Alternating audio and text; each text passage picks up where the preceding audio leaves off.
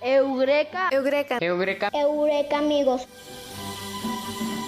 Un espacio de ciencia para niñas y niños.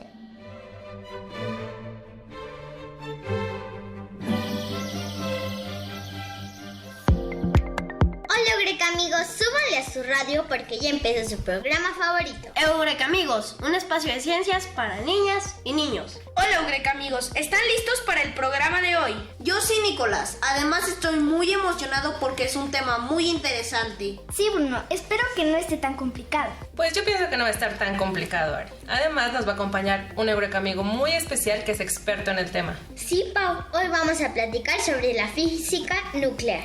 Y para eso nos va a acompañar nuestro Eureka amigo preferido, el doctor Mauro Nafsuciale, y resolverá todas nuestras dudas y las de todos nuestros Eureka amigos. Mauro es físico y lo podemos encontrar en el departamento de física. ¿En dónde creen? Claro, en la Universidad de Guanajuato. ¡Wow! Ya quiero que empiece la entrevista. Yo también, y seguro que todos nuestros Eureka amigos y Eureka amigas también. Pero ¿qué les parece si antes de conocer a nuestro invitado especial, bailamos y aprendemos al ritmo del mambo de la ciencia?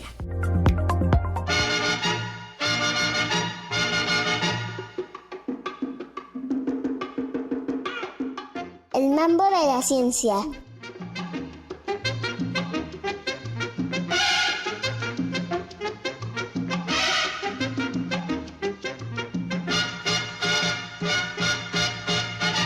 Física nuclear.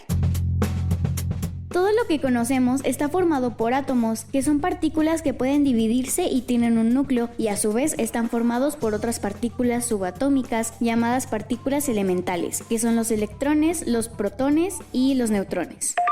Los electrones poseen una carga negativa, el protón tiene una carga positiva y los neutrones carecen de carga. Los neutrones y los protones se encuentran dentro del núcleo del átomo unidos por la interacción nuclear. La física nuclear, entre otras cosas, estudia la estructura de estos núcleos y sus diversas aplicaciones. Dentro de cada elemento químico existen diferentes subespecies del mismo elemento, pero tienen diferente masa atómica. Estos se llaman isótopos. Algunos isótopos tienen núcleos inestables y tienen la capacidad para emitir energía en forma de radiación, a medida de que buscan una configuración más estable. La radiación es la emisión, propagación y transferencia de energía en forma de ondas electromagnéticas y partículas. El Sol emite radiación al igual que los hornos microondas o cuando nos hacen una radiografía. En 1895, el físico Wilhelm Röntgen descubrió el primer tipo de radiación artificial que ha utilizado el hombre, los rayos X. Las reacciones nucleares se producen cuando se bombardean neutrones de determinados átomos en núcleos de otros átomos, los cuales producen la fisión del núcleo liberando energía. Las reacciones nucleares en cadena ocurren cuando ocurre una fisión nuclear que origina nuevas fisiones, provocando así fisiones nucleares sucesivas. La tecnología nuclear tiene diversas aplicaciones. Por ejemplo, en la medicina se utiliza para esterilizar equipos médicos o en el tratamiento de enfermedades como el cáncer. También se puede producir electricidad a partir de reactores nucleares. En Veracruz, México, se encuentra la central Laguna Verde, en donde se genera electricidad a partir de tecnología nuclear.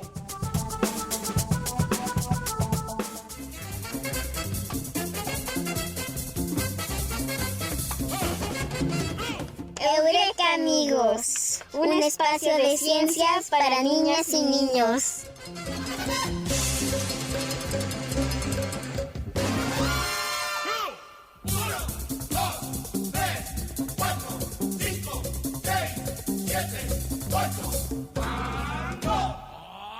El mambo de la ciencia.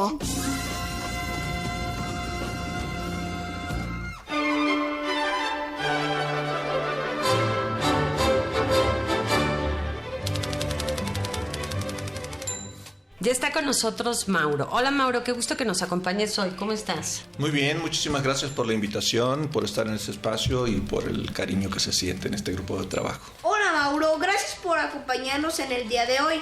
Para comenzar, ¿podrías explicarnos cómo están formados los átomos? Pues vamos a ver. La historia de los átomos, si me permiten primero ponerle un poquito de contexto, ¿verdad? Pues como ustedes saben, vienen desde hace miles de años allá, cuando los griegos se ponían a pensar de qué podían estar hechas las cosas. Había muchas, digamos, teorías en ese tiempo, pero hubo alguien que planteó la idea de que pudieran ser como pelotitas pequeñitas, indivisibles. De hecho, eso significa textualmente átomo, indivisible, ¿no? Hoy día sabemos que ha pasado mucho tiempo y hemos entendido mucho mejor cómo funciona la naturaleza, y sabemos que están compuestos esencialmente de dos cosas: un núcleo, ¿verdad?, y que está en el centro, y electrones pues girando, orbitando, ¿verdad?, alrededor del núcleo. A su vez, el núcleo pues está compuesto de otras partículas. Y aquí este concepto es importantísimo, el concepto de partículas, que son los protones y los neutrones, ¿verdad? Esos son los núcleos. El tema de hoy es la física nuclear, o sea, la física de los núcleos. Entonces, los átomos están formados de un núcleo y que está compuesto de protones y neutrones en una región muy pequeña del espacio, y luego girando alrededor, orbitando, dice uno, tenemos una cierta cantidad de electrones. Así están compuestos los átomos. Muchísimas gracias, Mauro. Y entonces, Mauro, ¿qué es la fisión nuclear? La física de los átomos de la que hablábamos ahorita es más o menos la física que se descubrió como por ahí de entre 1915 y ya de manera más precisa 1927, que es cuando se termina el formalismo de esto que llamamos la mecánica cuántica. Ustedes habrán seguramente escuchado la palabra cuántica, ¿verdad? Entonces resulta que la naturaleza tiene un comportamiento muy particular a distancias muy pequeñas que pues choca un poco con nuestros conceptos clásicos de los objetos del orden de metros que tenemos, ¿no?, con los que lidiamos todos los días. Entonces, ¿qué es la fisión nuclear? Pues si uno empieza a ver los átomos, primero vamos a ver el más simple. El más simple es el que está hecho de un protón y un electrón. ¿Saben cuál es? No. Pues es el átomo de hidrógeno. Ese tiene nada más un protón y un electrón ahí girando. Es el más simple de todos. Después viene el átomo de helio. El átomo de helio tiene un protón en el núcleo, tiene dos protones y dos electrones. Pero como dos protones en distancias muy pequeñas son partículas cargadas, se repelen. Entonces, si tuviéramos nada más dos protones en el núcleo, pues entonces eso saldría volando y no tendríamos átomo de helio. Entonces resulta que es necesario que haya algo más para poder estabilizar eso, y esos son precisamente los neutrones. En realidad los protones se repelen por la carga electromagnética, pero también se atraen por una fuerza distinta, que es la fuerza nuclear. Pero esta no es suficiente. Para poder estabilizar necesitamos a los neutrones, de tal forma que tenemos un núcleo que tiene dos protones y dos neutrones en el centro, y luego dos electrones cargados. Entonces, si uno se va construyendo todo lo que hay en la naturaleza, pues va a haber los que tengan 3 protones, los que tengan 4 protones y los correspondientes neutrones, ¿verdad? Los que tengan 5 protones, los que tengan, hasta que llegamos a un número muy grande de protones. Entonces, como son muchas, como pelotitas pegadas ahí por esta interacción nuclear, eventualmente se hacen tan grandes que ya son inestables, se pueden romper fácilmente. Ese es el punto. Y entonces la fisión nuclear es precisamente el rompimiento inducido de un núcleo. Tú tienes piénsenlo como un panal de abejas, ¿verdad? Así, grandote. Entonces todos esos son protones y neutrones que están ahí. Entonces el panal, pues no le pasa nada, pues están todas juntitas las abejas. Pero si ustedes le mandan una piedra, pues ¡fum!, rompen el núcleo, ¿verdad? Y salen por todos lados los protones y los neutrones, o salen fracciones, ¿verdad?, de los núcleos o otros núcleos, digamos, ¿no? Se rompe pues un núcleo grande en dos núcleos pequeños o en más fracciones. Esa es la fisión nuclear. Muchas gracias, Mauro. Mauro, a mí me gustaría saber, ¿para qué se utiliza la física nuclear? Muy importante la pregunta, porque originalmente, y esta fue física que fue de frontera más o menos por ahí de los 30s y los 40s, ¿verdad? ¿Cuál es la idea? En los átomos hay una cierta energía asociada a que tienes un estado ligado, dice uno, del electrón, y por ejemplo en el caso del hidrógeno, entre el electrón y el protón, o entre los electrones y los núcleos, ¿no? Entonces, si uno separa eso en componentes, resulta que la energía que tenemos pues es mayor que si la tuviéramos ligada. Con los núcleos sucede lo mismo. Si ustedes agarran dos protones, por ejemplo, y los juntan en un núcleo, la energía es menor que si estuvieran separados. Las ventajas de estos procesos nucleares es que cuando uno tiene todas esas partículas juntas, ¿verdad?, hay ahí energía acumulada. Entonces, si uno rompe el núcleo, libera energía. Entonces, todo tiene que ver con el aprovechamiento de la energía y se hace de distintas maneras. La más famosa, porque finalmente pues así son los medios, ¿verdad?, es la construcción de, por ejemplo, bombas nucleares, ¿no? Ustedes tienen, esencialmente lo que hacen es, tienen un material que está hecho de muchos núcleos, ¿verdad? Y lo que hacen, les envían protones de tal forma que rompan un núcleo, ese núcleo a su vez se rompe, pero produce más protones, y esos protones rompen más núcleos, y así se da una reacción en cadena que libera mucha energía. Y eso es una energía muy destructiva, y ustedes conocerán algunos ejemplos. El más famoso es durante la Segunda Guerra Mundial, se tuvieron que lanzar 2 bombas nucleares para pues, terminar con el conflicto armado. Hiroshima y Nagasaki. Hiroshima y Nagasaki, exactamente. Pero no es la única, digamos, esto se desarrolló y se hicieron esas aplicaciones, pero hay muchas otras que no tienen que ver con eso. Por ejemplo, para nosotros es vital tener energía eléctrica, ¿verdad? Y imagínense ustedes si no tuvieran energía eléctrica en su casa, pues en la noche a dormir tempranito, porque no hay cómo alumbrar y sin luz pues no puede uno ver, y si no ve uno entonces pues no puede hacer nada. Entonces es posible usar estos procesos también para tener un control de esas reacciones, ¿verdad? Y producir energía que luego traducimos en energía eléctrica. Entonces tenemos nuestras centrales nucleares que producen electricidad y cada vez han sido, digamos, mejores centrales y cada vez más seguras. Si queremos, por ejemplo, hacer estudios de ciertos materiales, es muy importante o nos ayuda mucho si nosotros mandamos protones al material o neutrones especialmente al material, porque eso nos permite ver de qué está hecha la materia en una escala muy pequeña y entonces nos permite ver si el material nos sirve para ciertas aplicaciones o no. Eso se llama dispersión de neutrones y también tiene que ver con esta física nuclear. Ahí les puedo platicar muchas aplicaciones de la física nuclear hoy día, pero esencialmente tiene que ver con la radiación. No es otra cosa más que energía que se está emitiendo y que se usa de distintas maneras, ahora sí, para cosas que nos sirven, no solo para estas otras cosas, ¿no?, que son famosas. ¿Cómo habrá terminado Chernobyl? Por ejemplo, como el accidente de Chernobyl. Eso es muy importante y hay que hablar de ellos. O sea, cuando las cosas no son cuidadas en extremo, digo, si quieren les puedo platicar un poquito de cómo se hacen las plantas nucleares, porque tienen muchos niveles de seguridad, ¿no? Yo también tengo una duda. ¿Qué es una planta nuclear? Muy bien, pues una planta nuclear es una fábrica de energía esencialmente, que esencialmente son pues edificios donde se tiene un reactor nuclear y en este reactor nuclear lo que se hace es reacciones controladas de esas de las que les hablábamos al principio. En la fisión nuclear lo que sucede es que ustedes mandan en cuenta un protón o un neutrón, ¿verdad? Rompen el núcleo y como subproducto tienen otros protones y otros neutrones. Y entonces esos rompen otros núcleos que estén por ahí y esos producen más y así se va generando una reacción en cadena. Y es una reacción en la que no se tiene el control de qué tanto energía se está liberando y entonces pues eso pues es una explosión, ¿no?, que puede ser muy dañina. Entonces en las plantas nucleares lo que se hace es, con el mismo principio, ¿verdad?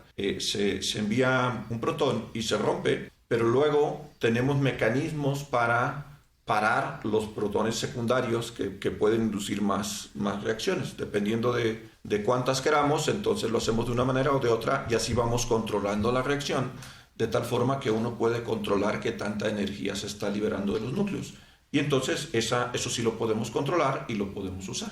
Entonces una planta nuclear esencialmente es una fábrica de energía controlada de esa manera. Muchas gracias. Yo tengo otra duda. ¿Hay plantas nucleares en México? Sí, tenemos en Laguna Verde, en Veracruz, una planta con 2 reactores nucleares. Y bueno, esto tienen ya, desde que estaba yo en mi licenciatura, o sea, por allá en 1986, no me saquen las cuentas, me tocó visitarlas y ya tenían en operación alrededor de 20 años, o sea que ya tienen más de 50 años operando o del orden de 50 años, operando en México esas plantas nucleares. Voy a hacer una pregunta. Ahorita que habla de los reactores y así, voy a suponer que lo que pasó con Chernobyl es que esos nucleares pues se pasaron bastante energía y al final terminó causando un tipo de explosión de radiación. Así es. Sí, estas plantas nucleares tienen muchos niveles de seguridad. Hay que ser muy cuidadosos porque pues, la posibilidad de que se dé una reacción en cadena hay que tenerla bajo control, porque si no eso sí puede ser muy dañino. Entonces, estas plantas en su diseño tienen muchos niveles de seguridad. Hagan de cuenta que si hubiera un exceso pequeño, entonces hay un nivel de seguridad primario que apaga la planta. Entonces, en caso de que hubiera un problema, se apaga la planta. Son sistemas de protección. Y luego, si por alguna razón eso fallara, entonces hay un segundo nivel que tendría que entrar en los detalles técnicos, pero esencialmente apaga la reacción. O si eso me fallara, en el muy improbable caso de que eso fallara, entonces hay un tercer nivel, y hay un cuarto nivel, y hay un quinto nivel, y hay un sexto nivel, y un séptimo nivel de seguridad, de tal forma que prácticamente la probabilidad de que ocurra un accidente como eso, como el de Chernobyl, pues es muy, muy baja. ¿Cuándo puede ocurrir? Pues cuando no se tienen el mantenimiento de los niveles de seguridad, y eso no debe suceder, y por eso, como es un tema que afecta a la humanidad completa, si sucede en Chernobyl, nos puede llegar radiación. De hecho, les llegó a los europeos y a nosotros ya en cantidades muy pequeñas, pero a los que estaban más cerca los afectó más. Entonces nos afecta a todos. Entonces por eso se han creado organismos internacionales que vigilan el funcionamiento y los mecanismos de seguridad de estas plantas, ¿verdad? La Agencia Internacional de Energía Atómica tiene esta misión y cada país tiene una Comisión Nacional de Salvaguardas que es la que autoriza el funcionamiento en general de material que emite radiación y es el encargado de que esto vaya bien. Entonces hay una vigilancia mundial para que esto no ocurra. Eso significa que después de la explosión de Chernobyl ya le prestaron más atención. De hecho, desde antes, pero ahí pasaron cosas que, bueno, necesitaríamos un espacio de... Bueno, otro espacio que seguramente va a estar Mauro con nosotros porque ya se nos fue el tiempo. Te agradecemos muchísimo. Esperamos la próxima visita para todas las dudas que quedaron. Perfecto, no, pues muchas gracias por la invitación y cuando ustedes me inviten, yo aquí voy a estar platicando con ustedes lo que gusten. Ah, bueno, sí lo vamos a invitar más seguido. Bueno, muchas gracias. Adiós. Adiós, bonito día. Eureka, amigos. Un espacio de ciencias para niñas y niños.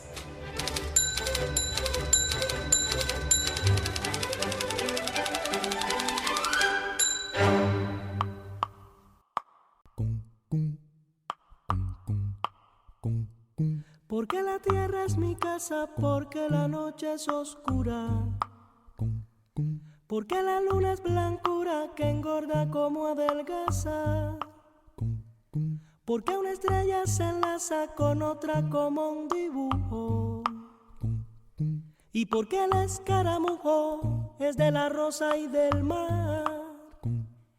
Yo vivo de preguntar, saber no puede ser lujo. Yo vivo de preguntar, saber no puede ser lujo.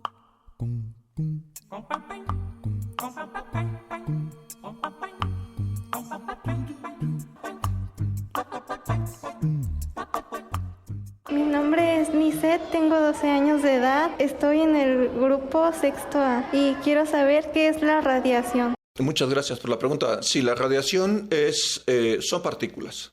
Históricamente hay una discusión en el caso de la radiación electromagnética porque pensábamos antes que eran pues ondas, ¿verdad? Al final pues nos hemos dado cuenta que estas ondas están compuestas de partículas y en términos generales pues son partículas. En este caso de la radiación electromagnética pues son fotones, pero en el caso de lo que sale por ejemplo de los núcleos de manera natural también emiten radiación, ¿verdad? En un proceso que se llama decaimiento beta, y ahí se emiten electrones y neutrinos, y eso es muy común. Entonces, esta radiación al principio no la conocíamos muy bien, y cuando empezamos a estudiarla, entonces se clasificó como radiación alfa, beta y gamma. Después nos dimos cuenta que los gamma pues eran fotones, que los beta eran electrones, y que los alfa que salían de los núcleos también pues eran esencialmente núcleos de helio, ¿verdad? Entonces, pero hoy día pues existen cientos de partículas, unas elementales, es decir, no le hemos visto estructura, otras compuestas. De hecho, los protones, por ejemplo, son partículas compuestas, los neutrones también, y estos se producen en los experimentos, en los colisionadores, y son radiación. Entonces, la radiación esencialmente son partículas que viajan, que son producidas de alguna manera y que viajan en el espacio y luego llegan a algún blanco o algún objetivo, en fin, donde las detectamos, ¿no?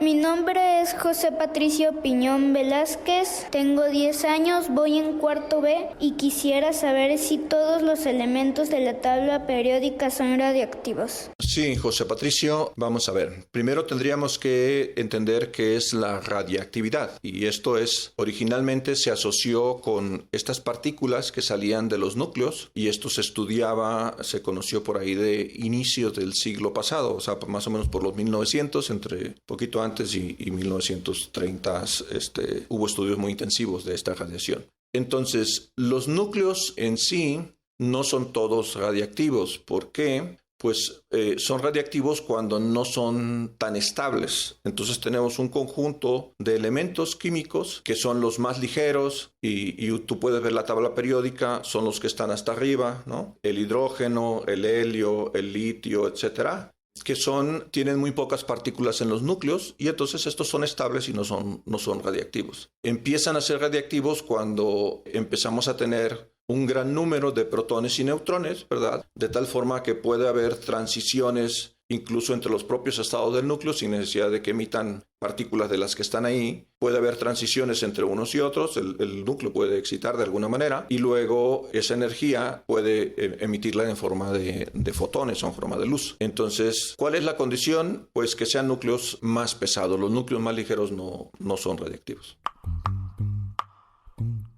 Hola, mi nombre es Samuel Alonso Montero Ramírez, tengo 12 años, estudio en la Escuela Urbana Benito Juárez y tengo una duda: ¿cómo se manejan los desechos nucleares? Hola Alonso, excelente pregunta. Es todo un tema, y también tiene que ver con la sustentabilidad de la energía nuclear producida por fisión, porque efectivamente es un problema que estamos heredando a las generaciones futuras, porque a diferencia de la energía que se produce, digamos, con el carbón, ¿verdad? O que se produce, la más sustentable, como la eólica, o la de las mareas, o, en fin, la geotérmica, ¿verdad?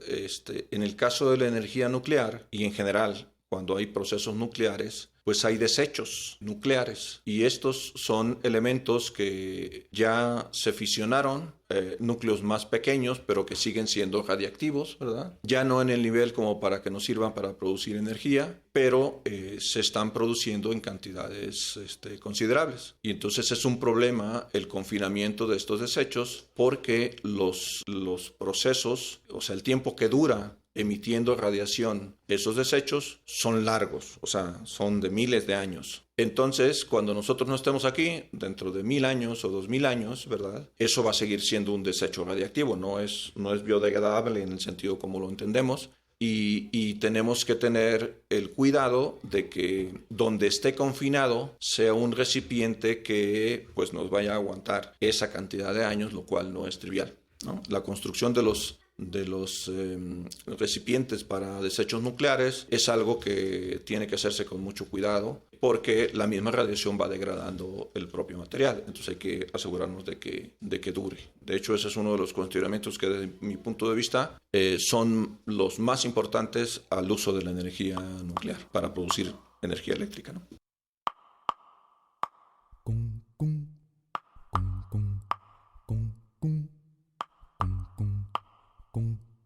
Porque la tierra es mi casa, porque la noche es oscura, porque la luna es blancura que engorda como adelgaza, Porque una estrella se enlaza con otra como un dibujo. Y porque el escaramujo es de la rosa y del mar. Yo vivo de preguntar, saber no puede ser lujo. Yo vivo de preguntar, saber no puede ser lujo.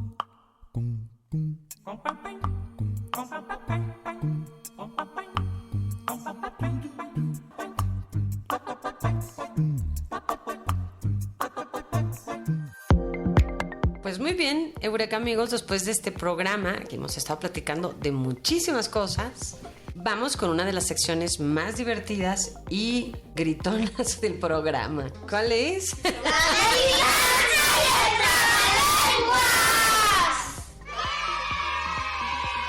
Muy bien. No. Parecen una bomba atómica. Ya no Muy bien, pues vamos a empezar con la adivinanza del día de hoy. No puedes verme, pero estoy aquí. Soy más chiquito que un microbio y más poderoso que el sol. Un átomo, una molécula. Un átomo.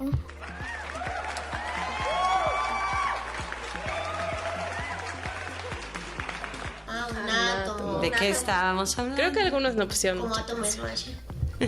Pero bueno, vamos ahora con el trabalenguas. Elías el elefante anda siempre radiante, caballero galante. Elías el elefante es el más elegante. Elías el elefante anda bien radiante. Y es el elefante más elegante. Más radiante. Los elefantes. ¿Para qué cosa de quién? Vamos a hacerlo por partes. Elías el elefante anda siempre radiante. Elías el elefante anda siempre radiante. Caballero elegante. Caballero elegante. Elías el elefante es el más galante. Elías el elefante es el más galante.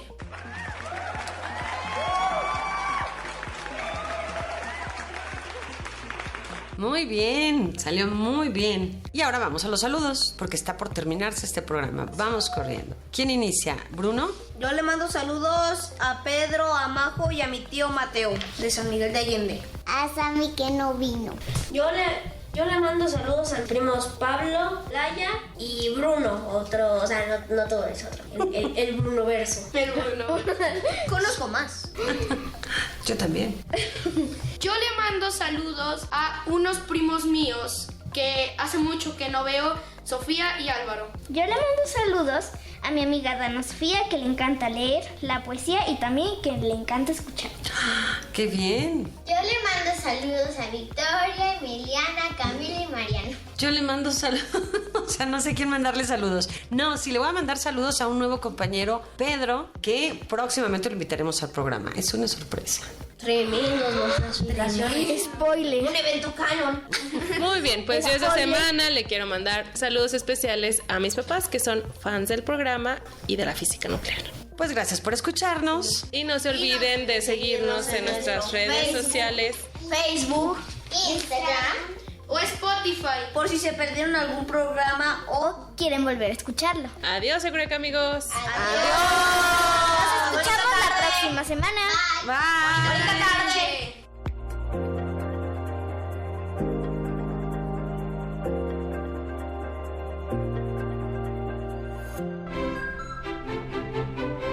Eureka. Eureka. Eureka, amigos.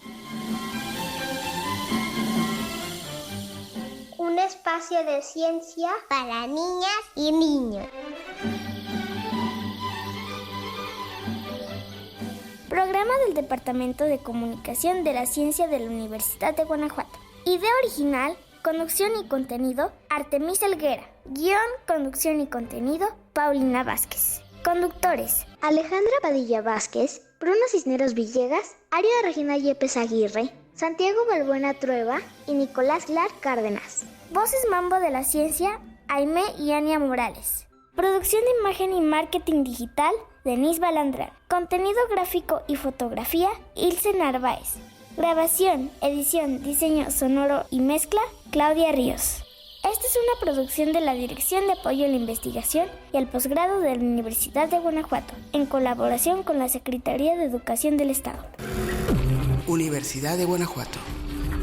Secretaría de Educación de Guanajuato. Guanajuato, Grandeza de México, Gobierno del Estado.